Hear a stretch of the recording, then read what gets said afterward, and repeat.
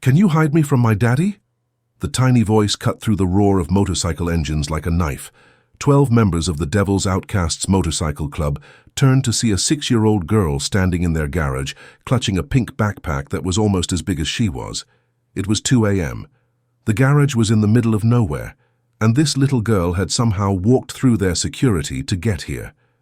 Razor, the club president with a face full of scars, slowly approached. "What's your name, sweetheart?" "Emma. Emma Rodriguez."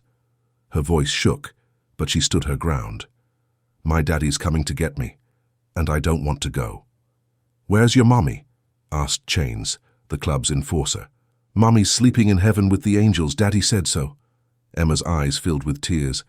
"But I think Daddy made her go to sleep. She had red stuff on her head before she went to heaven." The bikers exchanged looks. Every man in that garage had seen enough violence to know what red stuff on her head meant. "Emma, how did you get here?" Razor knelt down. "I followed the highway's broken white line for what felt like all night.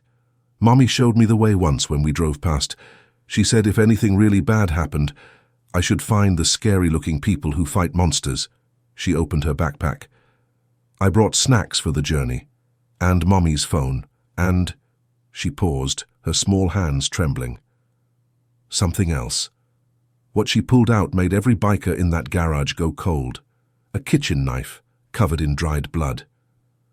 "Daddy was hurting Mommy with this, so I took it. Mommy said if anything bad happened, I should take evidence." Emma looked up with innocent eyes. "Is this evidence?" Before anyone could answer, Emma pulled out something else, a small digital camera, and then a tiny flash drive on a Hello Kitty keychain. "Mommy taught me to take pictures when Daddy got mean. She said the police wouldn't believe us without lots and lots of proof, because Daddy was good at pretending to be nice." Emma's tiny fingers worked the camera buttons. "And she said this little computer thing was super important. She hid it in my backpack and said if anything happened to her, I should give it to the police." The first photo showed a woman with a black eye. The second showed bruises on arms. The third, the bikers had to look away. There were 47 photos total, dating back months, each one worse than the last. "Where's your daddy now, Emma?" Razor's voice was deadly quiet. "He went to meet his work friends, the scary men with the fast cars and guns." Emma hugged her backpack tighter. "He said when he comes back, we're going on a long trip where nobody will find us, but I don't want to go. He scares me, and he made Mommy go to sleep forever." That's when they heard it. Multiple car engines in the distance, getting closer. Headlights swept across the garage entrance. Not one car. 3. "That's Daddy's friends," Emma whispered, pure terror in her voice. She ran behind Razor. "Please don't let them take me. Hit that subscribe button, because what happens next will shock you even more." Emma's father stumbled out of the lead car, drunk, angry, and holding a gun. But he wasn't alone. 2 other men got out, cold, professional, dangerous. Cartel. "Emma, get out here right now," he screamed. "You took something that doesn't belong to you." The bikers spread out in formation. 12 hardened criminals against 3 armed men. But there was a child in the middle. "She took the ledger," Emma's father yelled to his associates. "The little bitch has the flash drive." "Sir, you need to calm down," Razor called out. "Don't tell me what to do. That drive has our entire operation on it. Names, dates, money transfers. If the cops get it—" One of the cartel men raised his weapon. "We don't leave witnesses. Daddy, I don't want to go with you." Emma's voice barely rose above a whisper from behind Razor. "You little brat. You don't understand what you've done. Give me that drive or we're all dead." That's when Emma did something that stunned everyone. She stepped out from behind Razor, all 4 feet of her, facing down 3 men with guns. "You hurt Mommy," she said, her voice getting stronger with each word. "You made her go to sleep forever. And now the police are going to know about all the bad things you do to people." Her father's face twisted with rage. "You cost us everything. I should have gotten rid of you the same night as your mother." He never finished the sentence. What happened next lasted exactly 90 seconds. When it was over, all 3 men were zip-tied and unconscious. The bikers had moved like a coordinated military unit, but Emma just walked over to the unconscious men and quietly retrieved the gun with 2 fingers, like her mother had taught her to handle dangerous things. "This goes to the police too," she whispered, her voice steady as steel. "More evidence." "Is it over?" she asked, looking up at Razor. "Are the bad men going to jail forever and ever?" Razor picked up the digital camera and the flash drive. 47 photos of domestic violence, a murder weapon with fingerprints, evidence of a cartel money laundering operation, and 12 bikers as witnesses to attempted child abduction with firearms. "Yeah, sweetheart, it's over." But it wasn't. The police arrived 20 minutes later. Emma's father and his associates were charged with first-degree murder, child endangerment, attempted kidnapping, and running a criminal organization. The flash drive contained 3 years of cartel financial records, but Emma had nowhere to go. "She's got an aunt in California," the social worker said, "but it'll take time to arrange custody transfer, and with the cartel connections, she might not be safe there anyway." "She's staying with us," Razor announced. Social worker Margaret Stevens, a stern woman in her 50s who'd seen every trick in the book, looked at the leather-clad bikers surrounding a little girl like protective wolves. "Mr. Rodriguez, you're the president of an outlaw motorcycle club with multiple felony convictions. The state will never approve you as a guardian." "Then, the state's got a problem," Razor replied, "because she chose us, and we're not giving her up." What followed was the most unlikely custody battle in state history.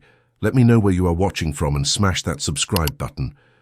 Margaret Stevens became Emma's temporary guardian, but Emma refused to leave the clubhouse. For 3 weeks she slept in the meeting room, attended by 12 former criminals who had no idea how to care for a traumatized child. The first crisis came on day 4. Emma had been unusually quiet all morning, barely touching her breakfast. Snake found her in the garage, sitting next to his Harley, tears streaming down her face. "What's wrong, little warrior?" Snake knelt beside her. "I miss Mommy," Emma whispered, "and I'm scared the bad dreams are going to come back." Snake looked around helplessly. These weren't problems you could solve with fists or intimidation. Then he remembered something his own grandmother used to do when he was scared as a kid. "You know what? When I was about your age, my granny taught me something special. She said when you miss someone who's gone to heaven, you gotta talk to them, out loud, so they can hear you from up there." Emma looked up at him with red-rimmed eyes. "Really?" "Really.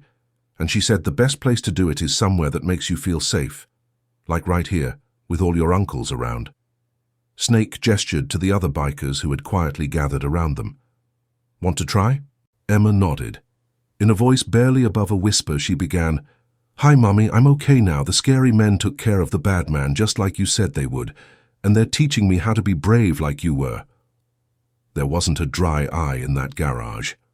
The first night, Emma woke up screaming from nightmares about her father.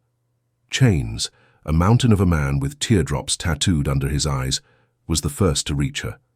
The sight of this terrifying enforcer, awkwardly trying to comfort a crying 6-year-old, would have been comical if it wasn't so heartbreaking.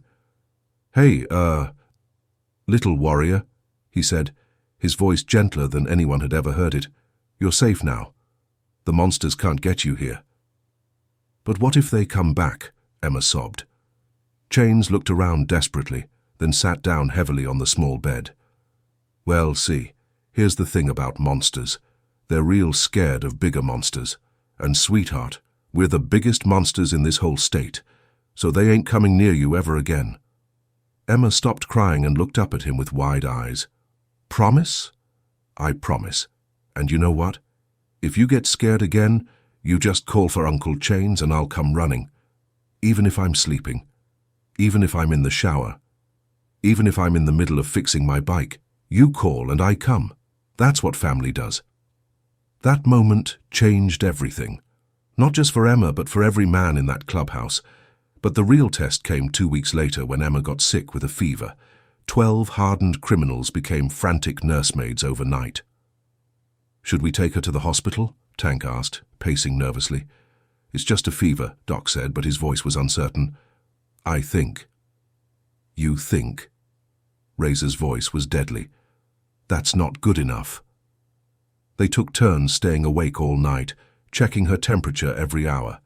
Chains sat by her bed reading children's books in his gravelly voice. Snake brought her ice chips. Demon, whose real name was actually David, sang lullabies he remembered from his own childhood. When Emma's fever broke the next morning, she found all 12 bikers asleep in chairs around her bed, empty coffee cups and children's medicine bottles scattered everywhere. "You all stayed with me?" she asked softly. Razor opened his eyes. "Of course we did, sweetheart. That's what daddies and uncles do." Margaret Stevens watched this transformation with professional skepticism that slowly turned to amazement. These criminals were learning to braid hair, help with homework, and handle bedtime stories. They child-proofed their clubhouse, stocked juice boxes next to beer, and learned that Disney movies could be just as engaging as action flicks. The clubhouse itself transformed. What used to be a place for planning illegal activities became a home. Emma's drawings covered the walls where wanted posters used to hang. Her small bed sat in the corner of the meeting room, surrounded by 12 sleeping bags, because the uncles took turns keeping watch every night. But Margaret Stevens wasn't convinced. 3 months in, she scheduled surprise visits, trying to catch them unprepared. She arrived one Tuesday afternoon to find the entire club helping Emma with a school project about families. "What makes a family special?" Emma was asking, reading from her homework sheet. "Protection," said Chains immediately. "Love," added Snake, surprising everyone. "Being there when someone needs you," Tank contributed. "Teaching right from wrong," said Demon. Emma wrote down each answer carefully. "What about you, Daddy Razor?" Razor looked around at his brothers, then at Emma. "A family is when a bunch of broken people decide they're stronger together, and they'll do anything to keep each other safe." Margaret Stevens felt her professional skepticism crack a little more. But the legal system wasn't impressed. "Your Honor," the state's attorney argued in family court 6 weeks later, "these men are dangerous criminals. They solve problems with violence. This child needs stability and proper role models." "Your Honor," Razor's court-appointed lawyer countered, "these men risked their lives to save this child. They've provided her with more love and security in 6 weeks than she'd known in her entire life." The judge, a stern woman named Patricia Williams, looked down at Emma, who sat between Razor and Chains in the front row. "Emma, do you understand what's happening here today?" Emma stood up. "Yes, ma'am. Some people think my new family is too scary to take care of me. But they don't understand that sometimes the scariest-looking people have the biggest hearts. And you want to stay with Mr. Rodriguez?" "He's my daddy now," Emma said simply, "and all the uncles protect me. They keep the monsters away." Judge Williams studied the case file, character references from teachers, doctors, even the sheriff. Emma's grades had improved. Her nightmares had decreased. She was thriving. But what sealed the decision was Emma's final statement. "Your Honor, I started a club at the clubhouse. It's called Little Warriors. It's for kids like me who've seen bad things. We meet every Saturday, and I teach them what Mommy taught me, how to be brave, how to take pictures when grown-ups are mean, and how to find safe people who will protect you." Judge Williams looked at Margaret Stevens. "What's your recommendation?" Margaret Stevens, who had spent her career placing children in traditional homes, took a deep breath. "Your Honor, in 30 years of social work, I've never seen a child heal as completely as Emma has in the past 3 months. These men have created something I didn't think was possible. A stable, loving home that also acknowledges the reality of the dangerous world we live in. Emma doesn't just feel safe. She feels empowered. My recommendation is to grant permanent custody to Mr. Rodriguez." The gavel came down. Custody granted. The courtroom erupted. 12 bikers cheered like their team had won the Super Bowl. Emma launched herself into Razor's arms, calling him Daddy for the first time in court. Margaret Stevens wiped away a tear she didn't know she was crying. That night, the Devil's Outcasts threw the biggest party in their history. Not because they'd beaten the system, because they'd become something better than they ever thought possible. Emma kept her pink backpack, but now it contained different things: coloring books, crayons, emergency contact cards for scared children, and a disposable camera for kids who needed to document abuse.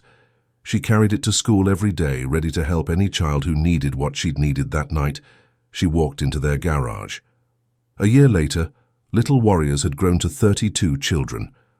The Devil's Outcasts found themselves running background checks on deadbeat dads, teaching self-defense classes, and becoming the unofficial child protection service for 3 counties.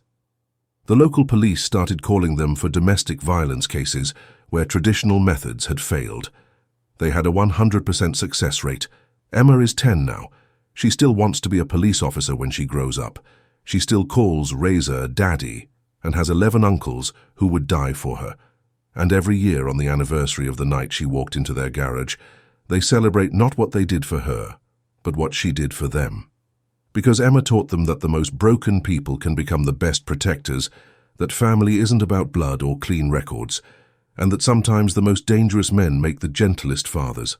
The flash drive that saved Emma's life sits in FBI evidence storage. The photos that documented her mother's abuse helped convict a cartel cell, and Emma's pink backpack goes everywhere she does, because some battles require preparation, some journeys need snacks, and some little girls carry the courage to change the world. If this story moved you like it moved us, hit subscribe and the bell icon, because stories like Emma's remind us that heroes come in all sizes and hope can be found in the most unexpected places.